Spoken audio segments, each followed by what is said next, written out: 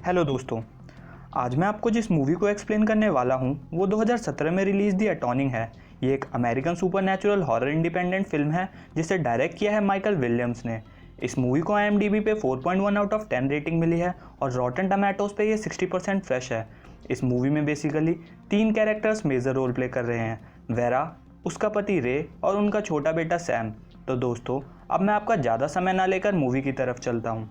Movie के start होते ही हम एक लेडी जिसका नाम वेरा था उसे अपने बेटे सैम को सुलाते देखते हैं और थोड़ी देर बाद वेरा फ्रेश होकर अपने रूम में बैठी थी जहां वो अपने फ़ोन को देखकर काफ़ी परेशान लग रही थी। तभी उस रूम में एक आदमी आता है जिसे वेरा रे कहती है, पर तभी हम गोली की आवाज़ सुनते हैं। तभी कुछ देर बाद हमें वही आदमी सैम के रूम में दिखता है जो सैम को गन से शूट करने वाला था, पर तभी अचानक तेज आवाज़ के कारण वेरा की नींद खुलती है और यहाँ हमें पता चलता है कि वो अपने सपने में थी। वेरा वहाँ से उठकर अपने बेटे सैम के कमरे में जाकर सो जाती है। अगली सुबह वेरा अपने बेटे सैम को ब्रेकफास्ट के लिए बुलाने आती है जहां सैम उससे पूछता है कि आज कौन सा दिन है, जिस पर वेरा बताती है कि आज सैटरडे है, जिस पर सैम उससे स्विमिंग जाने के लिए कहता है, पर वेरा कहती है कि बाहर मौसम काफ़ी ख़राब है। ये कहकर वो बातों को टाल देती है। तभी कुछ देर बाद हम किचन में वेरा को उसके पति रे और बेटे सैम के साथ देखते हैं जहाँ किचन के टैप से पानी लीक हो रहा था जिसके कारण बार बार उनका ध्यान उसकी तरफ जा रहा था। रे वेरा से कहता है कि वो लीकेज को ठीक कर देगा, जहाँ सैम कहता है कि उसके अंकल डैनी इसे आसानी से ठीक कर देंगे क्योंकि वो एक प्लम्बर हैं।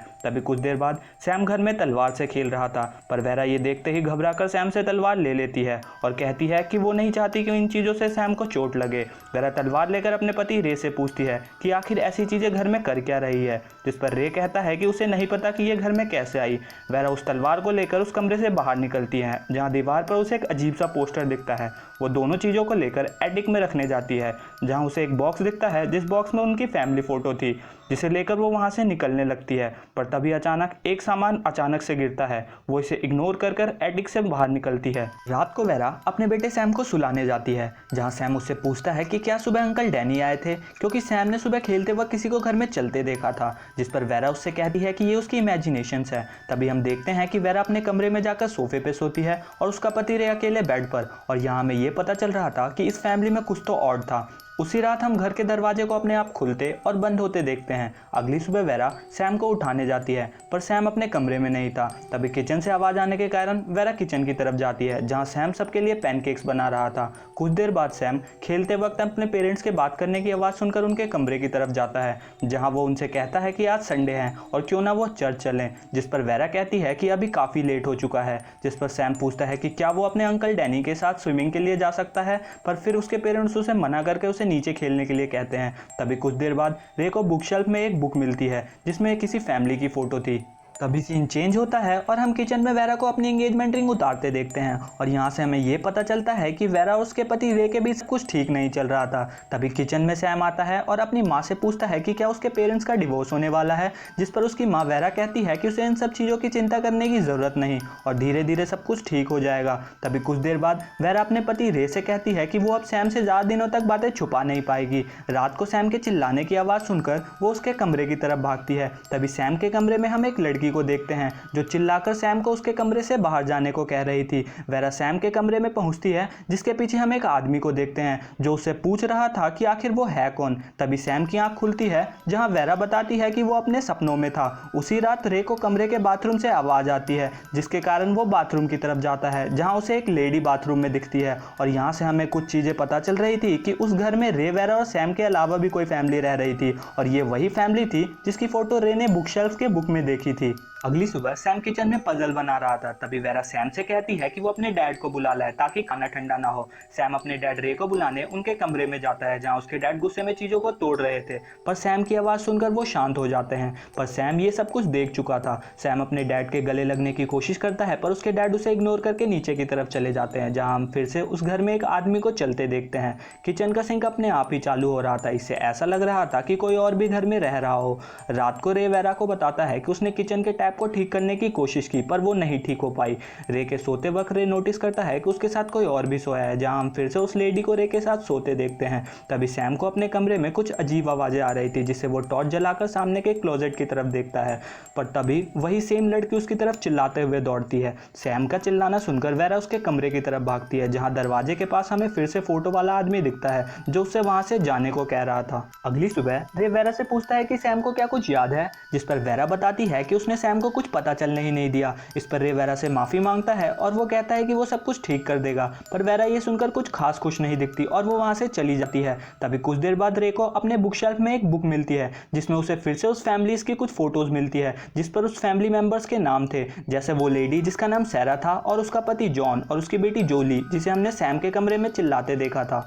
तभी अचानक टेबल से बुक गिरने के कारण रे का ध्यान उस बुक की तरफ जाता है, जहां उसे पता चलता है कि वो बुक न्यू परगेटरी के ऊपर बेस्ड है, जिसकी राइटर कैरन लिलिथ है। अब आगे बढ़ने से पहले मैं थोड़ी आपको परगेटरी के बारे में बता देता हूं। तो परगेटरी बेसिकली वो प्लेस होती है जहां हर मरा इंसान अपनी आत्मा को प्योरीफाई करता है, ताकि जो भी सिंस उसने कमिट की हो उससे बचकर वो हेवन में एंटर कर सके।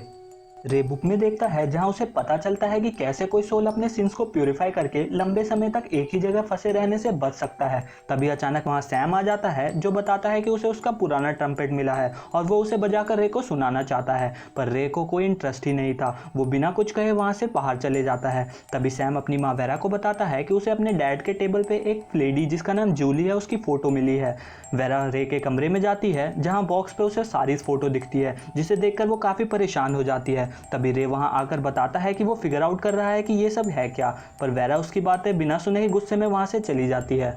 रात को हम वेरा को सैम के रूम के बाहर ही सोते देखते हैं, जहां हमें ऐसा लग रहा था कि वो अपने बेटे सैम को किसी से गार्ड कर रही है। तभी नीचे हम वेरा, रे और सैम के फोटो के नीचे कैंडल अपने आप लाइट अप होते देखते हैं। जैसे ही कैंडल लाइट अप होता है, वेरा, रे और सैम को अजीब वॉइसेस सुनाई देने लगती है, जिनमें कोई उनका नाम पुकार रहा था। वॉइसेस की आवाज़ सुनकर वेरा, रे और सैम नीचे के रूम की तरफ जाते हैं, जहाँ हम उस फैमिली को देखते हैं जिनके साथ वही लेडी कैरन लिलिथ थी जिसकी बुक रे को टेबल पे मिली थी।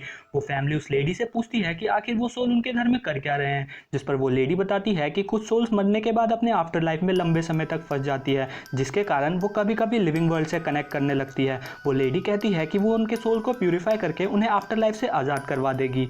तभी कुछ देर बाद हमें वो लेडी कुछ डिमोनिक वॉइसेस में बोलती दिखती है, जिसे देखकर वो फैमिली काफ़ी डर रही थी। पर तभी कुछ देर बाद वो लेडी कैंडल्स को मुझाती है, जिसके बाद वो फिर से दिखना बंद हो जाते हैं और हमें यहाँ ये पता चलता है कि रे, वेरा और सैम अपने आफ्टर लाइफ में थे और रियल वर्ल्ड में जो उस घर में फैमिली रह रही थी वो उनसे काफ़ी परेशान थी। तभी हमें वो लड़की जूली सैम के कमरे में बार बार दिखती थी।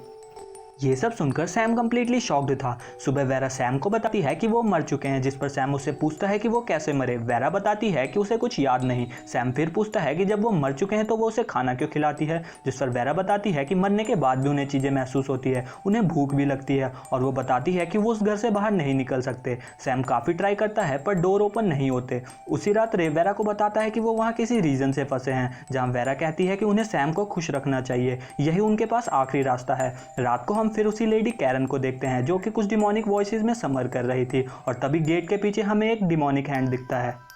अगली सुबह वेरा के उठने पर उसे नीचे से कुछ आवाजें आ रही थी, जहां वेरा देखती है कि सैम रे को ट्रम्पेट बजाकर सुना रहा था। और तभी कुछ देर बाद रे सैम को अपने साथ पजल सॉल्व करने के लिए भी कहता है।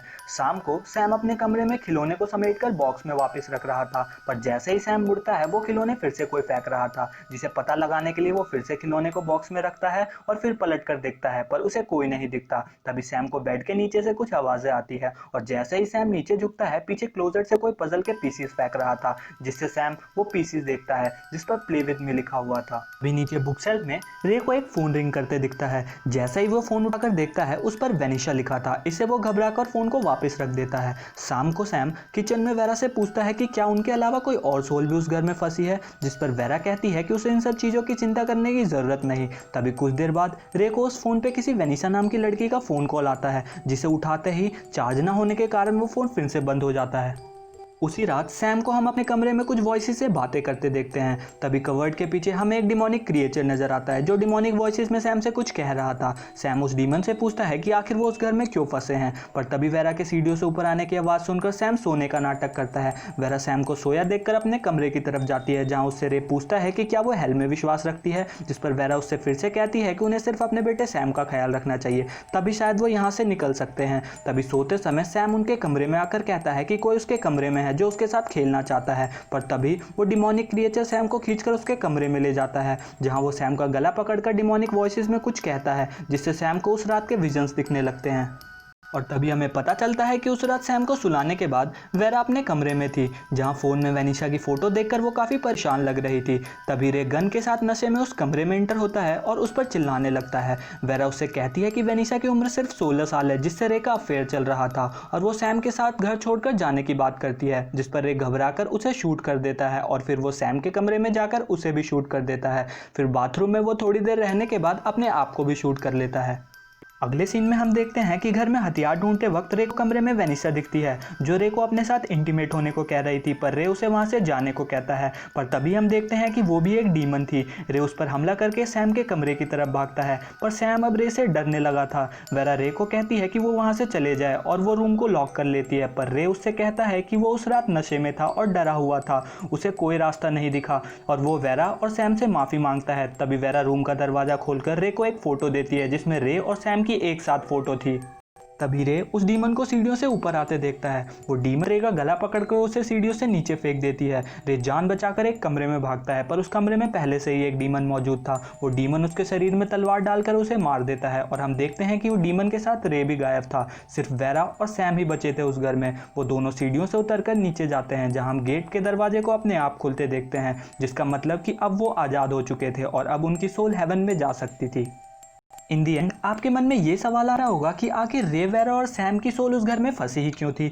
तो इसका आंसर ये है कि रे, वेरा और सैम की सोल एक दूसरे से कनेक्टेड थी। जब तक उनके बीच का बॉन्ड तोड़ा नहीं जाता तब तक वो कनेक्टेड रहते। वो डीमन कैरन ने उनके बॉन्ड को कमज़ोर करने के लिए ही भेजा था, क्योंकि सैम अपने डैड रे को बहुत ट्रस्ट करता था, और उसकी वजह से ही वेरा भी उससे कनेक्टेड थी, जिसके कारण उनकी सोल भी रे के साथ वहीं फंसी थी। पर जब सैम को पता चलता है कि उसके डैड ने ही उसे मारा है, उनका बॉन्ड कमज़ोर पड़ जाता है और वेरा और सैम की सोल आज़ाद हो जाती है। रे को वो डीमन अपने साथ इसलिए ले जाते हैं क्योंकि उसने एक सिन कमिट किया था। अगर आपको वीडियोस पसंद आ रही हो तो प्लीज़ लाइक, शेयर और सब्सक्राइब जरूर करिएगा। इससे हम मोटिवेट होंगे और आपके लिए आगे वीडियोस बनाते रहेंगे।